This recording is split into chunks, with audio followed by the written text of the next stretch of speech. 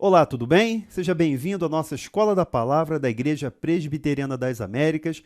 Eu sou Marcelo Zeda e no encontro de hoje nós vamos estudar os atributos comunicáveis de Deus. Especificamente, vamos falar sobre a bondade e a longanimidade de Deus. Vamos orar, vamos pedir a iluminação do Espírito Santo, que Deus nos ajude nesse momento para que nós possamos compreender essas perfeições de Deus, que possamos compreender o ser de Deus até aquilo que Ele nos permite que nós possamos compreender. Pai amado, nós te agradecemos por esse momento, por estarmos aqui na Tua presença, buscando a Tua face e por podermos, Senhor, ouvir a Tua palavra. Abençoa-nos nesse momento, fala aos nossos corações, ilumina os nossos olhos, ilumina o nosso pensamento, abre, Senhor, as Escrituras para que nós possamos compreender as Tuas maravilhas, para que nós possamos entender, Senhor, a Tua graça, o Teu amor, a Sua bondade, a Sua longanimidade, Senhor, que a gente possa entender o ser de Deus. Seja conosco hoje, Pai, caminhe conosco nesse estudo, abençoe-nos em nome de Jesus, amém. Nós vamos então falar sobre a bondade e a longanimidade, mas antes disso, eu queria que você anotasse aí o WhatsApp das Américas, se você ainda não é cadastrado na nossa rede, anota aí o WhatsApp através do número 21 99 568 1543, esse é o WhatsApp das Américas, e você... Se você ainda não é cadastrado, cadastre-se, manda aí um oi para esse número e pede para se inscrever, porque por meio desse número, desse WhatsApp, você vai ter acesso às nossas listas de transmissão, você vai receber nosso material diário sobre culto doméstico, você vai receber diversos materiais, diversas atividades que a nossa igreja vem realizando, mesmo nesse período de isolamento social, mesmo nesse período em que nós não podemos nos congregar, você vai ter acesso a muitos conteúdos que vão nos ajudar nesse período, na nossa comunhão, no nosso devocional. Então é um meio de comunicação que nós temos para esse fim. Se você também quiser mandar dúvidas, você pode mandar as dúvidas aqui da aula através do WhatsApp das Américas. E mais ainda, o seu pedido de oração. Se você precisa de oração, e quem é que não precisa? Se você necessita de uma oração, se você quer colocar algum pedido especial, use esse canal de comunicação, o WhatsApp das Américas, que a gente vai estar em resposta ao seu pedido, clamando a Deus. Nós temos um grupo de intercessores, nós temos pessoas que oram, que buscam a face do Senhor, e nós vamos colocar então o seu pedido, o seu nome na nossa lista de oração dos intercessores também. Então, o WhatsApp das Américas é o nosso canal de comunicação. Eu também te peço que nas redes sociais você procure aí por Igreja das Américas. Nós estamos transmitindo essa aula pelo YouTube e pelo Facebook. Então, siga aí no YouTube, marca aí, se inscreva no nosso canal no YouTube, coloca o sininho para você receber as notificações sobre os nossos cultos, sobre os nossos estudos, as nossas atividades que forem colocadas aqui, veiculadas através do YouTube. Então, nas redes sociais, você pode nos encontrar através do YouTube, do Facebook, do Instagram. Nós fazemos diversas lives no Instagram durante a semana, e também no Spotify. Você pode, através do Spotify também, ouvir as mensagens, ouvir os estudos através do formato de podcasts. Então você tem todo esse acervo de conteúdos à sua disposição através das redes sociais. É por isso que nós estimulamos você a nos seguir nessas redes, nessas mídias sociais. Vamos ao nosso tema então? Vamos começar falando sobre a bondade de Deus. E eu quero começar com esse versículo de Lucas, capítulo 18, versículo 19. Respondeu-lhe Jesus: por que me chamas bom? Ninguém é bom, senão um, que é Deus. Você lembra desse texto? Se você tiver aí a sua Bíblia à mão, abra aí o Lucas capítulo 18, você vai ver que essa resposta, que na verdade é em forma de pergunta, Jesus muitas vezes fazia dessa maneira. As pessoas perguntavam, questionavam, e Jesus respondia com uma outra pergunta, mas não no sentido de fugir da resposta, mas no sentido de provocar na própria pessoa, naquele que pergunta, aquele que se aproxima do Senhor. Ele coloca também uma pergunta para provocar, para ver qual vai ser a reação dessa pessoa, para ver como é que para que essa pessoa abra o seu coração. Então essa é aquela passagem conhecida do jovem e rico advogado, um jovem bem-sucedido, e ele pergunta para Deus, para Jesus naquele momento, o que ele deve fazer para ter a vida eterna. É uma pergunta legítima, é uma pergunta honesta, E ele diz: bom mestre, que farei para ter a vida eterna, para receber a vida eterna? E aí Jesus começa a resposta dizendo isso, perguntando: por que me chamas bom? Por que me chamas bom? Ninguém é bom, senão um, que é Deus. E é interessante essa provocação que Jesus faz em relação a esse jovem, que eu não vou entrar aqui, é claro, na história, não é o tema de hoje aqui, mas é uma provocação. Né? O que significa a bondade de Deus? Quem é bom? Você é bom? Eu sou bom? Será que nós podemos afirmar que nós somos bons? Ah, eu nunca matei ninguém, eu nunca fiz mal a ninguém, então sou uma boa pessoa. Mas que tipo de bondade é essa? Qual é a bondade a que Jesus se refere? Por que ele diz que só há um bom? Ninguém é bom senão um, que é Deus. Por que Jesus responde dessa forma? Porque Jesus está colocando, confrontando ali para aquele jovem a realidade da verdadeira bondade.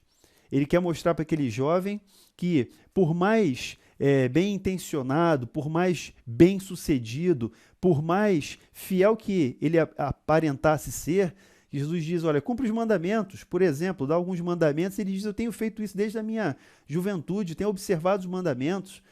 E depois Jesus dá a resposta: falta uma coisa, vende todos os teus bens, distribui aos pobres, depois vem e me segue. E essa resposta final de Jesus entristeceu muito o coração daquele rapaz, e ele saiu dali muito triste, porque ele era dono de muitos bens. Então, Jesus faz essa provocação no confronto aqui, na conversa com o jovem rico e advogado, e ele coloca no primeiro momento já essa indagação: por que você me chama de bom? Ninguém é bom senão um, que é Deus. E assim ele mostra que a nossa aparente bondade, não estou dizendo que Jesus não fosse bom, que Jesus não é bom, ele é bom porque ele é Deus, mas a verdade é que muitas vezes nós queremos comparar a nossa bondade ou estabelecer o nosso critério de bondade como se fosse a bondade de Deus. Então, ninguém é bom, senão um, que é Deus. E é essa bondade, essa perfeição de Deus que nós vamos estudar, que nós vamos buscar aqui compreender, entender, estudar através daquilo que foi revelado nas Sagradas Escrituras. Então Jesus responde: por que você me chama de bom? Então, será que o padrão, o critério de bondade daquele jovem era Deus ou era ele mesmo? Porque ele era o rapaz perfeito, aquele rapaz era um excelente partido, qualquer mãe ali gostaria de que ele casasse ali com a sua filha, era um jovem bem-sucedido, aquilo ali para a realidade da sociedade da época era um sinal da bênção de Deus. Uma pessoa bem-sucedida, ainda mais como ele que cumpria os mandamentos, era um sinal de que Deus aprovava aquela vida. Ou seja, a nossa aparente bondade, o nosso critério de bondade, não se compara e não pode ser a medida daquilo que nós tentamos compreender como a bondade de Deus. Então vamos aqui, eu vou usar o Berkhof mais uma vez, usando a teologia de Luiz Berkhof. Então, ele começa dizendo o seguinte: falamos que uma coisa é boa quando ela corresponde em todas as suas partes ao ideal. Então, olha que interessante. Falamos que uma coisa é boa. Olha, isso é bom. Por que é bom? Porque em todas as suas partes ela corresponde ao ideal. Ou seja, não há nada ruim, nenhuma parte daquela coisa, daquele objeto é ruim. Essa é a ideia. Olha, esse apartamento aqui é muito bom, mas ele tem uma vista... Ora, então se ele tem uma vista ruim, ele não é um bom apartamento. Essa é a ideia. Estou dando um exemplo prático aqui, né? Olha, esse carro é muito bom, esse carro é bom, mas ele consome muito combustível. Então, quando a gente fala de uma coisa boa, e aqui começa essa abordagem, a exposição feita pelo Luiz Berkhof, ele começa com essa frase: falamos que uma coisa é boa quando ela corresponde em todas as suas partes ao ideal. O que é um bom carro? Um bom carro, pegando o exemplo, aquele que me dê conforto, aquele que tenha uma excelente relação custo-benefício, que não tenha um consumo alto. Então, assim, é o ideal. Qual é o ideal? Qual é o ideal de uma habitação, de um veículo? Qual é o ideal de uma pessoa? Fulano é bom, mas olha, Não pisa no calo dele, porque ele vira uma fera, vira bicho. Então veja, será que essa pessoa, em todas as suas partes, em todas as seus aspectos, eu posso dizer que é uma pessoa boa? Então, quando se fala de uma coisa boa, a gente está se referindo àquela que corresponde em todas as suas partes ao ideal, ou seja, ela tem que ser boa na totalidade. É por isso que Jesus faz essa pergunta: por que me chamas de bom? Ninguém é bom, senão um que é Deus. Ninguém é bom no aspecto humano. Se nós pensarmos no cenário humano, ninguém é bom. Essa é a verdade. E é o grande problema da gente. A gente parte de um pressuposto errado. A gente parte de um pressuposto da nossa medida de bondade. A gente coloca como critério para Deus e para os outros o nosso critério de bondade. Então, muitas vezes eu me comparo. Eu sou melhor que fulano. Eu sou bom nisso, eu sou bom naquilo. Por quê? Porque eu me destaco em alguma coisa e eu uso esse critério como um critério de bondade, como um critério do que é ideal, do que é perfeito, do que é certo. Mas veja, a bondade de Deus é diferente. E Jesus faz esse confronto aqui com o jovem advogado porque ele quer mostrar, olha, humanamente falando, ninguém é bom. Só há um bom que é Deus. Mas Jesus é Deus e ele é a manifestação plena da bondade de Deus. Seguindo mais um pouquinho aqui, tem também na abordagem de Berkhoff, ele diz assim, daí em nossa atribuição de bondade de Deus, a ideia fundamental é que ele, em todos os aspectos e por todos os modos, ele é, em todos os aspectos e por todos os modos, tudo aquilo que deve ser como Deus. E, portanto, corresponde perfeitamente ao ideal expresso pela palavra Deus. Então, olha que interessante esse parágrafo que é muito importante. Daí, em nossa atribuição de bondade de Deus, então, quando a gente se aproxima desse aspecto, desse atributo de Deus, qual é a ideia fundamental? Não é o meu critério de bondade, não é a minha medida de bondade, é que ele é, em todos os aspectos e por todos os modos, tudo aquilo que deve ser como Deus e, portanto, corresponde perfeitamente ao ideal expresso pela palavra Deus. Voltando àquela ideia, falamos que uma coisa é boa quando ela corresponde em todas as suas partes ao ideal. E quanto a Deus, atribuindo essa ideia de bondade a Deus, esse conceito, essa ideia, esse atributo, ele é bom em todos os aspectos e por todos os modos, ou seja, ele corresponde perfeitamente ao ideal expresso pela palavra Deus. É aquilo que deve ser como Deus.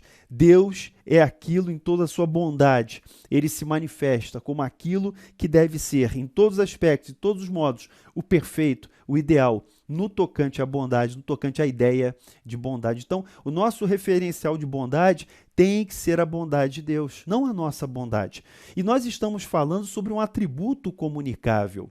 Olha que interessante, é um atributo comunicável, e nós já sabemos a noção, né, do que seria um atributo comunicável, faz parte das perfeições de Deus, faz parte do ser de Deus. A bondade é do ser de Deus, é uma das características da natureza do ser de Deus, mas ele comunica esse atributo. Não é um atributo que pertence só a Deus, mas é um atributo que Deus comunica a quem? A nós. É um atributo que Deus comunica ao ser humano. E ele tem prazer em comunicar esse atributo. E a gente sabe que a bondade faz parte do fruto do Espírito. Então, quem é nascido de Deus, aquele que teve a experiência de regeneração, aquele que é a habitação do Espírito de Deus, ele tem, dentro da manifestação do caráter de Deus, também esse atributo que é conhecido lá em Gálatas, em outras passagens também do Novo Testamento, como o fruto do Espírito.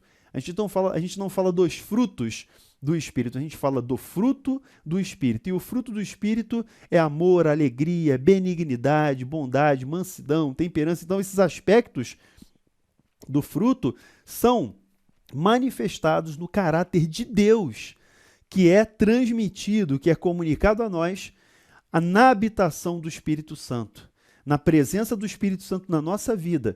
Jesus disse, eu vou subir para o Pai, mas eu vou enviar outro Consolador. E a descida do Espírito Santo e a habitação do Espírito Santo prometida por Jesus Cristo, a nós, ela faz toda a diferença, porque o nosso padrão de bondade humano, falível, pecaminoso e abandonado, e nós passamos a nos espelhar e a viver no padrão da bondade de Deus, que Ele nos comunica através da vida do Espírito em nós, através da manifestação do fruto do Espírito. Seguindo um pouquinho mais aqui na nossa apresentação, Luiz Berkoff, ele diz, ele é bom na acepção metafísica da palavra, é a perfeição absoluta e felicidade perfeita em si mesmo. Então, essa última frase também é muito importante para a gente. Ele é bom na acepção metafísica da palavra, ou seja, a ideia de transcendência, a ideia daquilo que está para além da física. Ele é a perfeição absoluta e felicidade perfeita em si mesmo. Essa é a ideia da bondade de Deus, citando Luiz Berkoff aqui na sua Teologia Sistemática, na página 68. Aqui no Salmo 145, o salmista diz o seguinte, o Senhor é bom para todos, e todas as suas ternas misericórdias permeiam todas as suas obras. Então, a pergunta é, quem é alvo da bondade de Deus? Quem é o alvo da bondade de Deus? O salmista nos responde, todos. O Senhor é bom para todos, e as suas ternas misericórdias permeiam todas as suas obras. Para todos, Marcelo, para todos. Eu sei que você já está aí pensando, né, algumas questões, né, trabalhando algumas aplicações aqui desse atributo, desse texto, mas daqui a pouco a gente vai fazer uma aplicação muito importante que talvez já esteja aí mexendo um pouquinho, movimentando um pouquinho a sua mente e seu coração, né? A questão do sofrimento e da bondade de Deus. Segura um pouquinho que eu vou chegar nesse ponto. Mas veja, o salmista no Salmo 145 diz que ele é bom para todos. O Senhor é bom para todos. Então, Deus não faz acepção de pessoas. Ele é bom para todos, e suas ternas misericórdias permeiam todas as suas obras. Então, quem é alvo da bondade de Deus? Todos.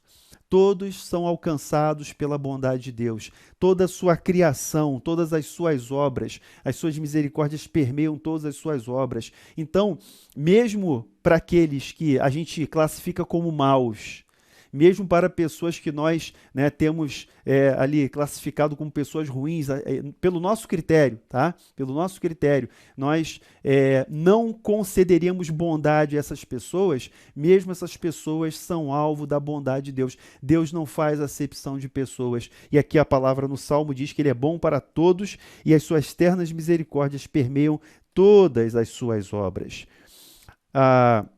Desde que Deus é bom em si mesmo, aqui voltando para Berkoff, desde que Deus é bom em si mesmo, também é bom para as suas criaturas. E, portanto, ele pode ser chamado como a fonte de todo bom, fons omnium bonorum, a fonte de todo bem.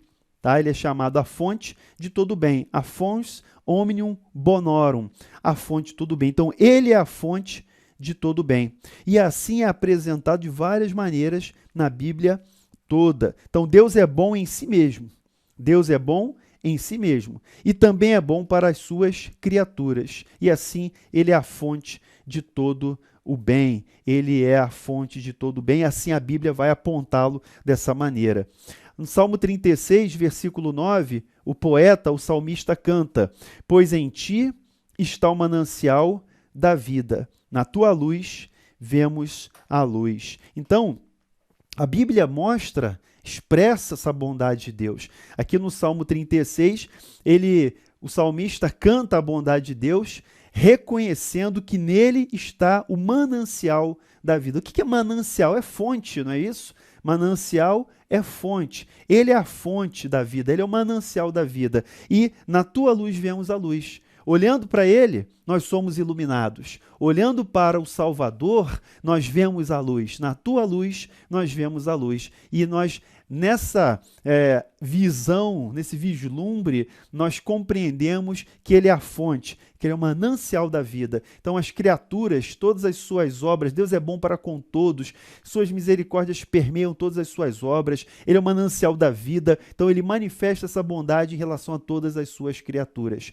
Ainda aqui no texto, aqui voltando para a leitura de Berkoff, ele diz, todas as boas coisas que as criaturas fruem, aqui do verbo fruir, né? Usufruir, aproveitam, gozam no presente e esperam no futuro, fluem para elas deste manancial inexaurível. Que frase bacana, né? Um jogo de palavras aqui. Então, todas as coisas boas que as criaturas fruem, tudo que nós gozamos, fruímos no presente e esperamos no futuro, fluem desse manancial, fluem dessa fonte, fluem para elas desse manancial inexaurível que é o nosso Deus. E não somente isso, mas Deus também é o summum bonum, ou seja, o sumo bem. Então, olha que interessante, fazendo o paralelo. Aqui nós temos a fonte de todo bem. O Senhor é a fons omnium bonorum, ou seja, a fonte de todo bem. Todo bem procede dele. Mas ele também é o summum bonum, ele é o sumo bem para todas as suas criaturas, embora em diferentes graus, e na medida em que correspondem ao propósito da sua existência. Então, interessante, né? Fazendo o foco aqui nessa expressão summum bonum. O Senhor é o sumo bem. Ele é bom na sua perfeição. Lembra do conceito inicial, daquela ideia de ideal? Então, num aspecto ideal, ele pode ser chamado Deus, ele em todos os seus aspectos, na sua totalidade, na sua integralidade, ele corresponde ao ideal do que deve ser Deus. É por isso que ele é chamado, ele é reconhecido, ele é o nosso Deus. E além de ser a fonte de todo o bem, dele flui o bem, flui a vida, ele é o manancial da vida, ele também é o sumo bem, ele é o summum bonum para todas as criaturas. Embora, e aqui ele coloca um destaque, que eu quero chamar a sua atenção, embora em diferentes graus, tá? E na medida em que corresponde ao propósito da sua existência. E aqui eu quero adiantar um pouquinho, falar dessa questão do propósito. Lá em Romanos capítulo 8, no versículo 28, você pode abrir a sua Bíblia aí, não está aqui no material, mas você pode abrir a sua Bíblia. Romanos 8, 28 diz que sabemos que todas as coisas cooperam para o bem daqueles que amam a Deus, daqueles que são chamados segundo o seu propósito. Sabemos que todas as coisas cooperam para o bem daqueles que amam a Deus, daqueles que são chamados segundo o seu propósito. Me atendo só a esse versículo 28. Olha como essa relação é importante. Deus é a fonte de todo bem. Deus é o sumo bem. E nós sabemos que todas as coisas cooperam para o bem daqueles que amam a Deus. Quem é que faz com que essas coisas cooperem? É Deus. O nosso Deus faz com que todas as coisas cooperem para o nosso bem, para o bem daqueles que amam a Deus, para o bem daqueles que são chamados segundo o seu propósito. É aí que a gente entende essa frase aqui do Luiz Berkoff, quando ele coloca, embora em diferentes graus, então essa manifestação, ele é o sumo bem para todas as suas criaturas, embora em diferentes graus, e na medida em que correspondem ao propósito da sua existência. Qual é o propósito da nossa existência? Qual é o propósito da sua existência e da minha existência? Lá no Catecismo Maior nós temos essa resposta. Qual é o propósito do homem? O maior propósito, a razão de ser do homem? É conhecer a Deus, é gozar para sempre de Deus, é adorar a Deus, é viver para Deus. Então, se nós amamos a Deus, se nós somos chamados segundo o seu propósito, qual é a convicção que nós temos? Apesar das lutas, apesar dos sofrimentos dessa vida, apesar das dificuldades, nós podemos afirmar que todas as coisas cooperam para o bem daqueles que amam a Deus, daqueles que são chamados segundo o seu propósito. E à medida que eu vou correspondendo a esse propósito, à medida em que eu entendo o propósito da minha vida, que é amar a Deus sobre todas as coisas, que é gozá-lo para sempre, que é adorar a Deus, que é viver, é consagrar minha vida a Ele, então eu entendo eu consigo entender um pouquinho dessa bondade de Deus. Eu consigo compreender que mesmo nas adversidades, que mesmo nas lutas, que mesmo no momento em que eu enfrento angústias, dificuldades na vida, na família, de toda sorte, mesmo nesses momentos, eu posso confiar e saber que Deus é o sumo bem e que todas as coisas cooperam para o bem daqueles que amam a Deus e que são chamados segundo o seu propósito. Isso nos anima, isso nos fortalece, isso nos dá graça para nós caminharmos, para nós seguirmos, para nós avançarmos para o propósito de Deus. Lembro do apóstolo Paulo, quando ele, lá em Coríntios, ele fala do espinho na carne. Você lembra dessa passagem? O apóstolo Paulo diz que passou ali um momento de tribulação, de dor, de provação. Ele fala do espinho na carne, ele diz que era ele esbofeteado, era ali um enviado de Satanás para esbofeteá-lo, né? Ele usa essa expressão, mas ele diz assim, olha, ele pediu a Deus, orou para que Deus tirasse aquela situação, e a resposta de Deus foi, a minha graça te basta. A minha graça te basta, porque o meu poder se aperfeiçoa na fraqueza. Então, olha que resposta. Você poderia dizer assim, mas Paulo passou por isso? Paulo passou por isso. A resposta de Deus a Paulo não foi, eu vou resolver seu problema. A resposta de Deus para Paulo não foi, eu vou tirar sua luta, sua tribulação, eu vou tirar sua dor. Não. O espinho na carne foi colocado. Paulo orou a Deus. Eu sei que você ora, você está pedindo, nós oramos a Deus, e muitas vezes a resposta de Deus é, a minha graça te basta. A minha graça te basta porque o meu poder se aperfeiçoa na sua vida, na sua fraqueza. É na nossa fraqueza que Deus mostra o seu poder. É na nossa fraqueza que Deus mostra a sua bondade. É na nossa limitação, é na nossa dificuldade, na nossa finitude que Deus mostra como Ele é um grande Deus. É nesse momento em que Deus mostra a sua grande bondade. Lembrando que todas as coisas cooperam para o bem daqueles que amam a Deus e que são chamados segundo o seu propósito. Então é assim que Deus manifesta essa bondade. Conforme eu compreendo o propósito de Deus na minha vida, conforme eu reajo de forma positiva, conforme eu respondo positivamente a esse propósito, eu recebo essa graça que é bastante para a minha vida. Eu recebo essa graça que é suficiente para que eu possa enfrentar o momento da luta, da tribulação, para que eu possa passar por esse momento, sabendo que Deus é bom e sabendo que todo bem procede dele e que ele conduz na nossa vida, conforme que ao propósito da nossa existência, essa bondade. Na presente conexão, naturalmente, damos ênfase à bondade ética de Deus e aos seus diferentes aspectos, como determinados pela natureza dos seus objetos. Então, essa abordagem, essa ênfase na bondade ética de Deus em relação à nossa realidade. A bondade de Deus para com suas criaturas em geral. Ela pode ser definida como a perfeição de Deus, que o leva a tratar benévola e generosamente todas as suas criaturas. Estão falando aqui com relação à criação em geral, todas as suas criaturas.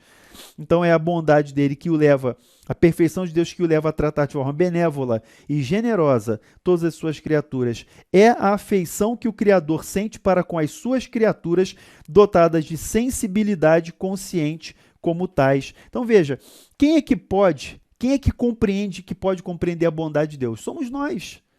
Nós que temos essa sensibilidade consciente, nós que sentimos, nós que temos a consciência, nós que temos condições de interagir com esse Deus, somos alvos dessa bondade. Então, em geral, Deus vai manifestar essa afeição. Interessante que a afeição, a ideia de afeição tem a ver com afeto. Afeto é aquilo que afeta. Engraçado, né? Afeto é aquilo que afeta. Afeição, então, diz respeito a alguma coisa que move o nosso coração.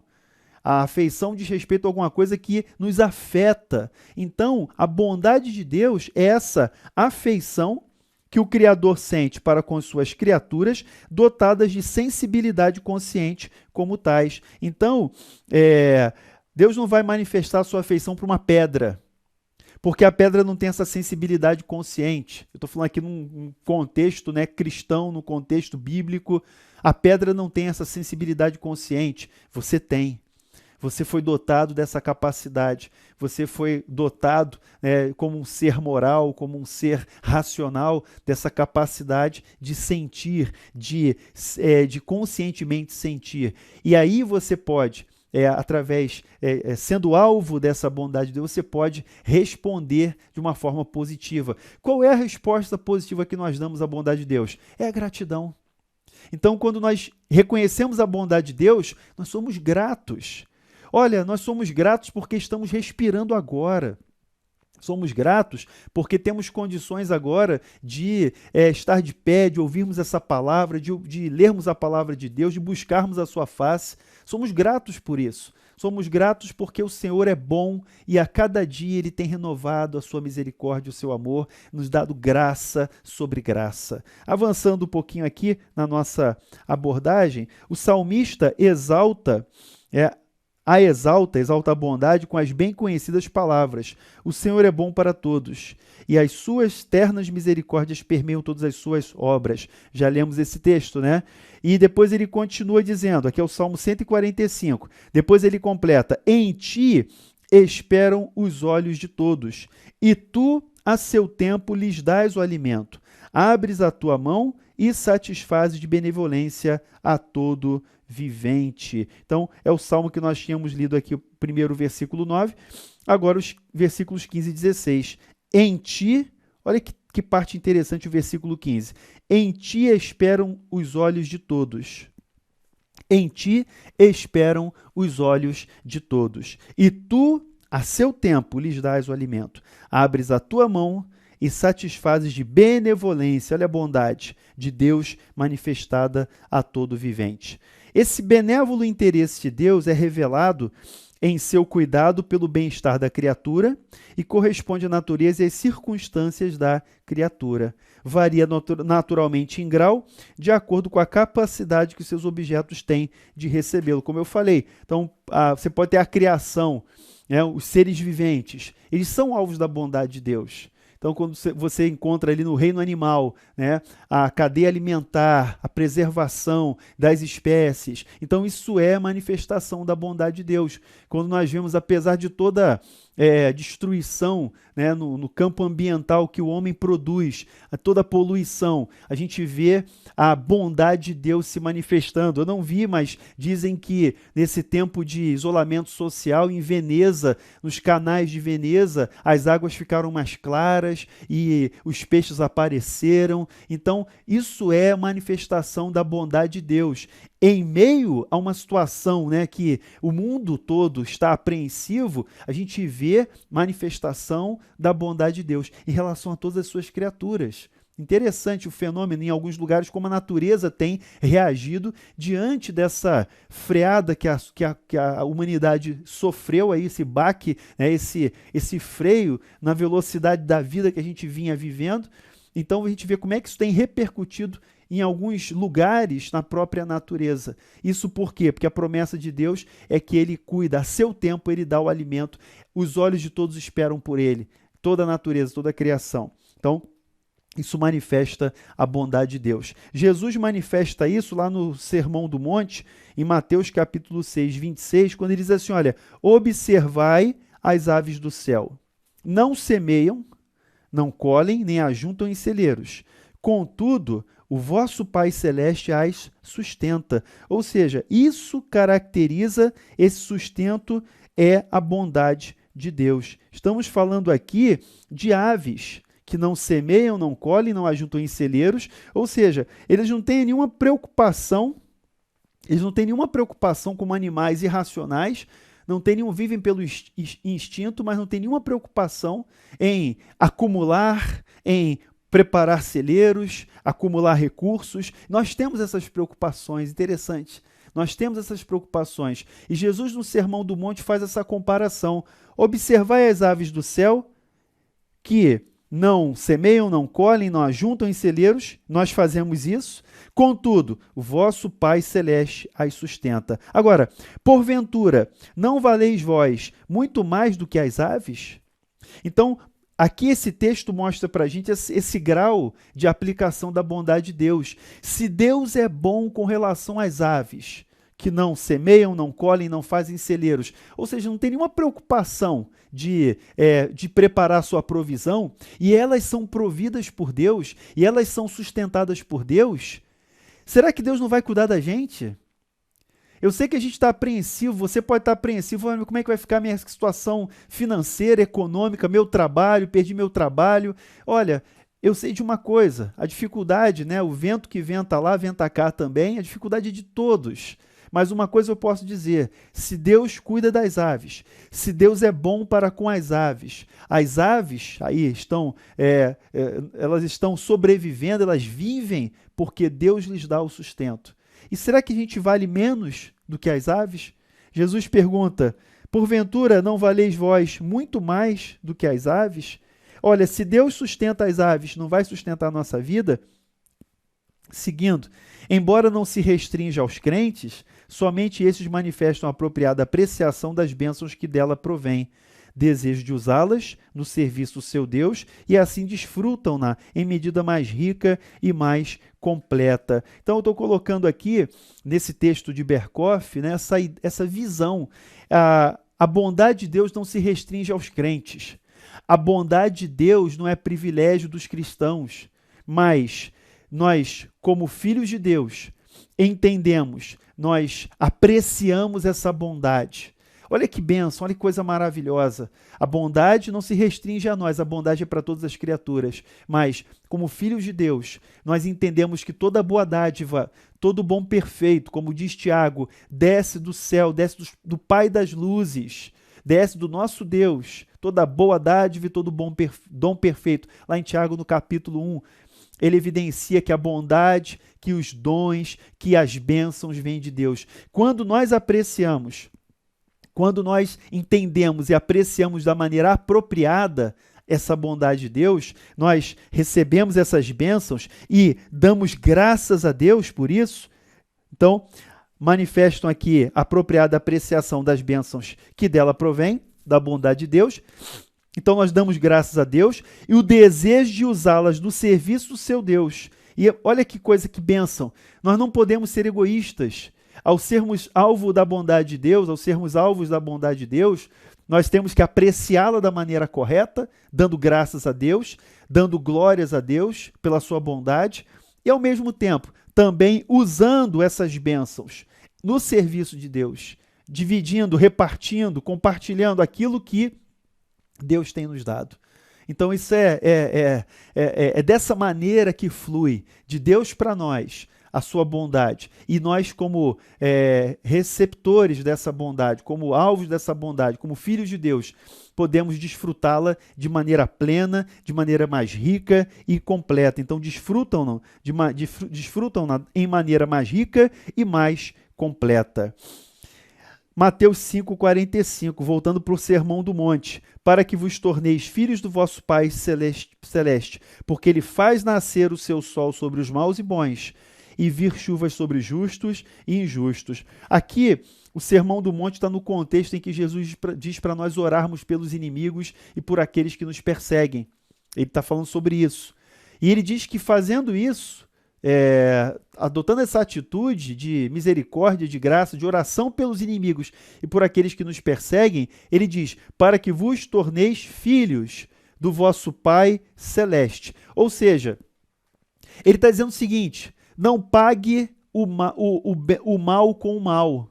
Não pague o mal com o mal. Pague o mal com o bem. Por quê? Porque você é filho do Pai Celeste, porque você é filho de Deus. Então, ao pagar o mal com o bem, nós nos tornamos filhos do nosso Pai Celeste. Por quê? E ele explica, porque Deus faz o sol nascer sobre maus e bons. Deus faz vir chuvas sobre justos e injustos, ou seja, Deus é bom para com todos. E quando nós manifestamos essa bondade, nós evidenciamos que nós somos filhos de Deus. Lucas 6,35, no mesmo cenário do Sermão do Monte, amai, porém, os vossos inimigos, fazei bem, emprestai, sem esperar nenhuma paga.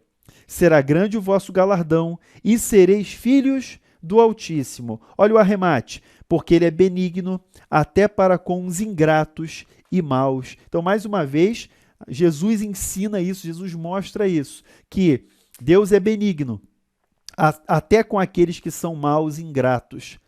E por nós termos um Pai benigno, por nós termos um Pai que é bom, o fruto do Espírito em nós, que é a bondade, que é a benignidade, deve ser expressado na nossa vida em relação àquelas pessoas com que nós convivemos. Mesmo aquelas pessoas detestáveis, mesmo aquelas pessoas que nos fazem mal, mesmo as pessoas que nos ofendem, nos agridem, querem o nosso mal, é isso que ele está colocando aqui. Amais vossos inimigos, fazei o bem, emprestai, sem esperar qualquer retorno, e será grande o vosso galardão no céu. E sereis filhos do Altíssimo, pois ele é benigno até para com os ingratos e maus. Avançando um pouquinho mais aqui, isso aqui é Paulo em Listra, Paulo e Barnabé em Listra. Eles foram usados por Deus para curar um enfermo, e aí os homens queriam adorá-los ali, né, como dizendo, os deuses vieram até nós. E eles respondem assim, senhores, por que fazer isso? Nós também somos homens como vós, sujeitos aos mesmos sentimentos, e vos anunciamos o evangelho para que destas coisas vãs vos convertais ao Deus vivo, que fez os céus e a terra, o mar e tudo que há neles, o qual nas gerações passadas permitiu que todos os povos andassem nos seus próprios caminhos. Mas, veja, contudo, não se deixou ficar sem testemunho de si mesmo, fazendo o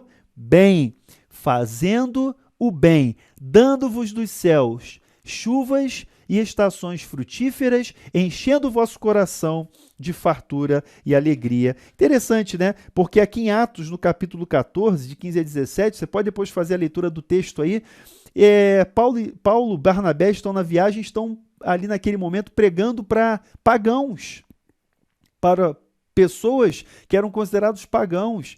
E ele mostra que mesmo em relação a esses pagãos, ele não deixou ficar sem testemunho de si, fazendo o bem para aquelas pessoas, dando-vos dos céus chuvas, estações frutíferas, enchendo o coração de fartura e alegria. Então, o testemunho aqui de Paulo é quando, nesse momento, ele ao ser usado por Deus para curar ali um coxo, ele responde àquela multidão dessa maneira. Agora, vamos à segunda parte do nosso estudo. Vamos falar sobre a longanimidade de Deus. Então, falamos sobre a bondade. Segundo ponto de hoje aqui do nosso estudo é a longanimidade de Deus. A longanimidade de Deus é ainda outro aspecto da sua grande bondade ou amor. Aqui a gente continua em Luiz Berkoff, tá? A citação aqui da teologia sistemática de Luiz Berkoff. Então, a longanimidade é um outro aspecto da bondade de Deus. O hebraico emprega a expressão erek af, que significa literalmente grande de rosto, ou também lento para a ira, longânimo, lento para a ira, enquanto que o grego expressa a mesma ideia com a palavra macrotimia. Então, grande de rosto, lento para a ira, longanimidade, são as expressões no hebraico e no grego no Novo Testamento, o hebraico no Antigo Testamento. Um termo sinônimo com muita conotação, com uma conotação ligeiramente diversa é a palavra paciência. Então, você pode encontrar no texto bíblico paciência ou longanimidade. Paciência é um pouquinho mais específico aqui, mas tem a ver com essa ideia de longanimidade. Então, Deus é paciente, Deus é longânimo, Deus é tardio em irar-se, Deus, aqui ele coloca, é grande de rosto, ele é lento para se irar. Por quê? Porque mesmo com as rebeldias que nós praticamos, mesmo com o nosso coração rebelde, incrédulo, muitas vezes contra Deus, inimigos de Deus, ele manifesta a sua longanimidade. Então, aqui a longanimidade é o aspecto da bondade ou amor de Deus, em virtude do qual ele tolera os rebeldes e maus, a despeito da sua prolongada desobediência. Então, essa frase que resume muito bem, é o aspecto da bondade ou amor de Deus, em virtude do qual ele tolera rebeldes e maus, a despeito dessa sua prolongada desobediência. Então, a longanimidade. No exercício desse atributo, o pecador é visto como permanecendo em pecado, não obstante as admoestações e advertências que lhe vêm.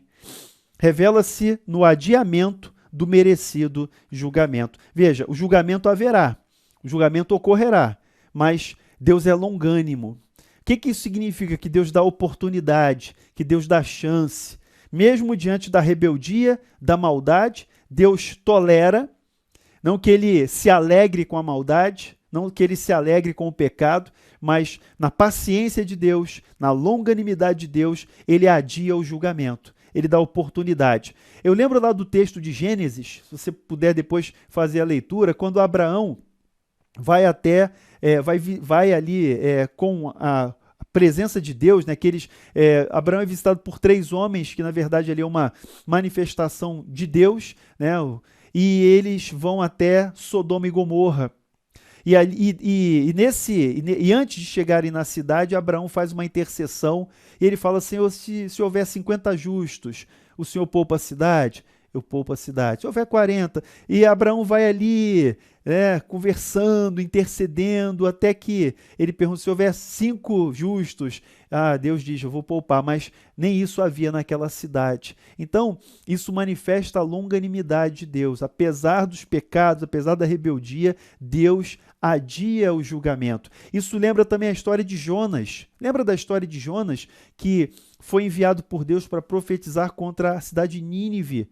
E veja que, se Deus quisesse destruir aquela cidade, aquelas pessoas, ele não teria mandado o profeta. Então, isso mostra a sua longanimidade. E apesar de toda a resistência do profeta Jonas, a história que todos conhecem, né, até as crianças conhecem, Deus o leva até a cidade e, mesmo contrariado, ele prega a palavra de Deus. E o versículo que sintetiza Jonas, o livro de Jonas, é: a salvação vem do Senhor. A salvação vem do Senhor. E Deus usa de misericórdia com aquela cidade, com aquelas 120 mil pessoas que não sabiam discernir entre a mão direita e a mão esquerda. E aí você tem a ideia do livro que mostra a longanimidade, a bondade de Deus sendo exercida, enviando ali o profeta para que aquela cidade fosse convertida, para que aquelas pessoas fossem alcançadas pela misericórdia de Deus. Então, essa é a ideia da longanimidade. A Escritura fala da longanimidade de Deus em algumas passagens aqui, tá? Deixa eu colocar aqui primeiro falando de Êxodo, tá?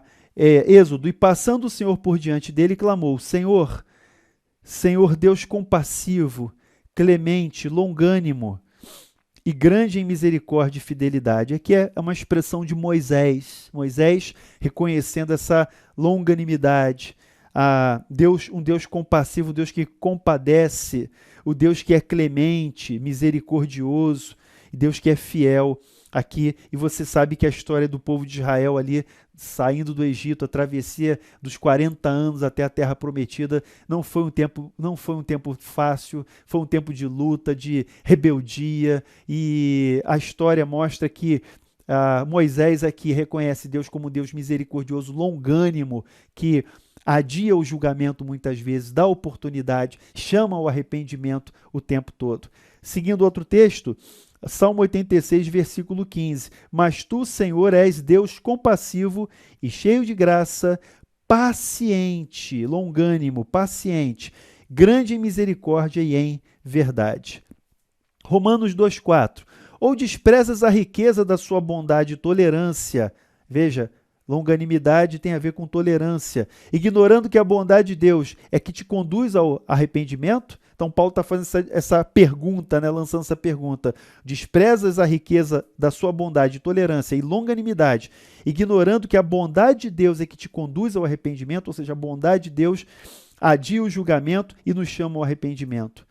1 Pedro 3,20, os quais no outro tempo foram desobedientes, quando a longanimidade de Deus aguardava nos dias de Noé, enquanto se preparava a arca, na qual poucos, a saber, 8 pessoas foram salvos através da água. Lembra, Noé levou muitos anos construindo, preparando a arca, e enquanto Noé preparava a arca, pregava. A preparação da arca era uma pregação mostrando, né, o que viria, o juízo de Deus, e a demora na construção daquela arca. Deus manda que Noé prepare a arca. E a demora na construção da arca é um sinal, uma manifestação da longanimidade de Deus. Mas houve um dia que veio o dilúvio, e naquele episódio bíblico lá do Gênesis, a gente vê que aquela família foi salva dentro da arca. E Jesus também faz essa expressão, ele diz assim: olha, esses dias, os últimos dias, serão também como os dias de Noé. comiam, bebiam, casavam, davam-se em casamento, até que veio o dilúvio e levou a todos. Então, Jesus faz essa comparação em relação aos dias atuais, que nós vivemos os últimos dias, a verdade é essa, nós vivemos os últimos dias, e esses últimos dias serão caracterizados como os dias de Noé.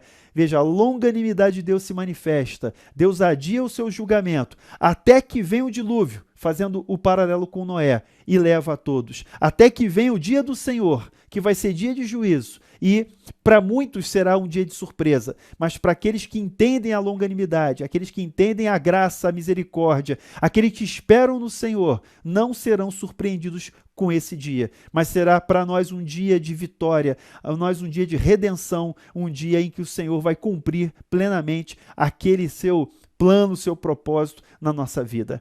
Então, Pedro fala sobre também a longanimidade. 2 Pedro 3,15, ele diz assim, ele tende por salvação a longanimidade de nosso Senhor, como igualmente o nosso amado irmão Paulo vos escreveu segundo a sabedoria que lhe foi dada. Ele fala, tende por salvação a longanimidade de nosso Senhor. Está falando de Jesus e da sua longanimidade. Então, 2 Pedro 3,15. Concluindo aqui o nosso estudo, vamos à aplicação. Eu sei que você, já pensou nesse tema durante o estudo. Se Deus é bom, então por que sofremos?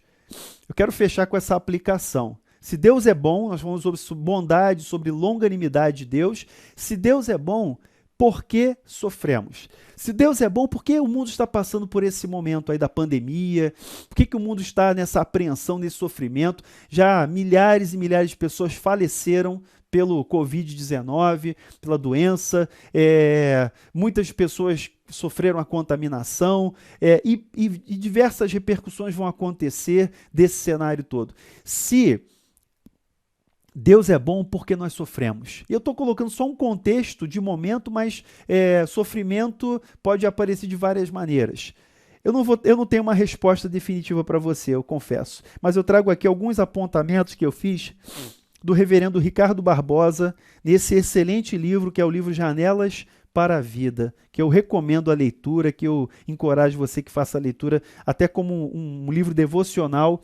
O pastor Ricardo Barbosa, o reverendo Ricardo Barbosa, diz assim, olha, sem querer dar uma resposta, sem querer ter a pretensão de uma resposta definitiva, ele diz assim, o sofrimento está presente na vida de todos nós, embora alguns líderes evangélicos insistam em negá-lo, porque faz parte da nossa finitude e limitação. O sofrimento está na vida de todos nós, todos, porque faz parte da nossa finitude e limitação. No entanto, o que eu quero explorar aqui é o lugar que o sofrimento ocupa nos propósitos redentores de Deus. Então veja, ele não vai aqui explicar o porquê do sofrimento, mas ele vai dizer o seguinte, eu quero abordar aqui o lugar que o sofrimento ocupa nos propósitos redentores de Deus, ou seja, como é que o sofrimento é usado na obra redentora do Senhor. Então ele diz o seguinte, a reação de quase absoluta rejeição ao sofrimento que encontramos hoje na igreja, infelizmente, é resultado da secularização da fé evangélica. A sociedade moderna não aceita mais o sofrimento. A indústria do entretenimento é a que mais cresce e as novas tecnologias médicas estão aí para aliviar a dor e o sofrimento humano. Interessante, né? Quando começou aí o isolamento social, pandemia, o que as TVs, as operadoras de TV a cabo fizeram foi liberar o sinal. Interessante, né? As pessoas pagam caro por aquele sinal de canais de TV e a primeira medida com o confinamento, o isolamento social, as pessoas tiveram que se recolher em casa, libera o sinal. Ou seja, vamos dar entretenimento para as pessoas, vamos ocupar as pessoas com entretenimento para aliviar o sofrimento. Olha que paralelo. E esse texto aqui, esse livro foi publicado em 1999, para a gente ter uma ideia. Esse livro, Janelas para a Vida, é de 1999. E olha como é que ele é atualíssimo, parece que ele está escrevendo nesses dias que nós estamos vivendo. Então, se segue um pouquinho mais. O sofrimento está presente em toda a Escritura e em todas as páginas da história da igreja. Ele faz parte da constituição decaída da raça humana. O sofrimento faz parte da constituição decaída da raça humana. Ele existe para quê? Para nos lembrar da nossa existência limitada e finita. É isso. O sofrimento existe para nos lembrar da nossa natureza, nossa existência limitada e finita, e para essa situação de queda da raça humana. Talvez o grande problema que enfrentamos seja de tentar encontrar sempre uma razão ou causa que explique a natureza e a origem do sofrimento. Esse é o grande problema. E essa foi a questão que eu coloquei na aplicação. Se Deus é bom, por que nós sofremos? Então, o grande problema é tentar encontrar uma razão. Por que pessoas boas sofrem? E eu volto lá no início do nosso estudo. Quem é bom? Não há ninguém que seja bom, senão um que é Deus. Foi a resposta de Jesus para aquele jovem advogado rico. Então, veja, nós tentamos explicar, nós queremos arranjar uma razão, mas não existe uma explicação. Não existe uma explicação. Muitas vezes, veja, isso obviamente nem sempre é possível. O sofrimento quase sempre encontra-se no mundo dos mistérios. Mesmo que tentemos dar explicações, eu queria que você prestasse atenção nessa frase. Por mais razoáveis que sejam, nunca penetrarão a alma daqueles que sofrem. Eu sou testemunho disso nos meus sofrimentos, na minha vida, momentos, episódios de sofrimento da minha vida. Qualquer explicação não é suficiente para penetrar na alma daquele que sofre. A verdade é essa. Então, não há explicação. A explicação não consola. Dizer porquê não consola, mas nós temos que lembrar que Deus é bom. Apesar do nosso sofrimento, Deus é bom. As perdas existem e são necessárias. Ao negá-las, estaremos também negando o nosso Senhor. As perdas existem, são necessárias e ao negá-las, estaremos também negando o nosso Senhor. E aqui eu cito 1 Pedro 4, de 1 e 2. Ora, tendo Cristo sofrido na carne, armai-vos também vós do mesmo pensamento. Pois aquele que sofreu na carne e deixou o pecado, para que no tempo que vos resta na carne, já não vivais de acordo com as paixões dos homens, mas segundo a vontade de Deus. Então, se Cristo sofreu na carne, nós temos que nos armar também do mesmo pensamento. Ou seja, significa que, para Pedro, o sofrimento de Cristo não foi apenas relacionado à sua obra salvífica, mas também um exemplo a ser seguido, um princípio a ser adotado. Participar dos sofrimentos de Cristo sempre foi uma grande honra e motivo de verdadeira alegria para aqueles que contemplavam na cruz o seu próprio pecado exposto na vergonha do crucificado. Então, Pedro relaciona o sofrimento que a gente sofre, que a gente vive, com o sofrimento de Cristo. O sofrimento de Cristo não foi apenas salvífico, também é exemplo para nós. Assim como ele sofreu na carne, nós sofremos e nós devemos enfrentar o sofrimento olhando para a bondade de Deus. O cristianismo moderno, concluindo, tem procurado negar o lugar e o significado do sofrimento no processo do nosso amadurecimento espiritual. Não aceitamos as perdas necessárias que possibilitam o nosso crescimento. Isso é muito sério. No entanto, se negarmos a dor e o sofrimento, negaremos também a morte. Viveremos num mundo de enganos e ilusão e não saberemos conhecer a natureza da graça de Jesus Cristo, que é a sua compaixão pelos pecadores. Então, se negamos o sofrimento, nós temos essa vida ilusória. Se pregamos que nós temos que parar de sofrer, que nós não precisamos sofrer, não devemos sofrer, isso é um falso evangelho. Isso é um falso evangelho, porque Jesus falou, no mundo tereis aflições, mas tende bom ânimo, porque eu venci o mundo. Eu quero terminar com essa palavra de encorajamento. Eu quero terminar com uma oração. Eu quero colocar nossas vidas diante do Senhor e pedir que nós possamos enxergar, mesmo em meio ao sofrimento, a bondade de Deus. Que possamos ser alcançados por essa bondade, que possamos entender essa bondade, mesmo que de forma limitada, nosso entendimento, a nossa compreensão, mas que possamos desfrutar da bondade de Deus hoje e para sempre. Senhor, obrigado pela Tua palavra, que ela fique no nosso coração, que ela ilumine a nossa mente e que ela abençoe as nossas vidas. É a nossa oração em nome de Jesus. Amém. Que Deus te abençoe e até o nosso próximo encontro da Escola da Palavra.